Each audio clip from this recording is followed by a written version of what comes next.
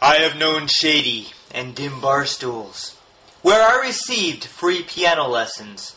When the bar was vacant of customers, I would be shown where the middle C was, then have hands pushed on white ivory keys. The notes always sounded dull and muffled when anyone played that old piano, even when old songs played by memory, when I could breathe by certain melodies, even when the barroom had no movement. I like to move my feet by pianos, for I could dance when I was in my youth. I had a partner until she married. We would dance across the carpeted floor. Her white stick always touched the piano. She pulled out the piano stool and sat. Then she would discover the middle C, running her fingers along the keyboard that sounded dull and muffled in that key. Then she would move away and dance with me.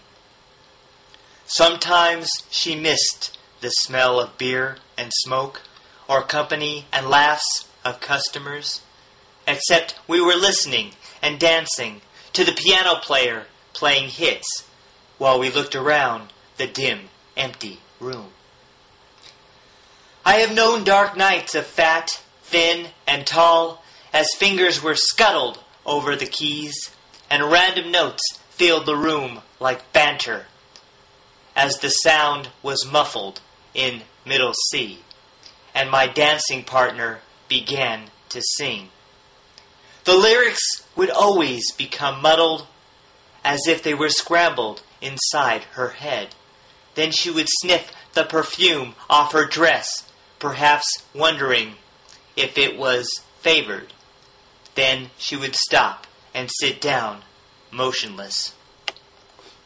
Many who have passed through have been married, moving their feet one after the other, through simple nights to horrid divorces. And lots of people have died through these walls, both physically and metaphorically.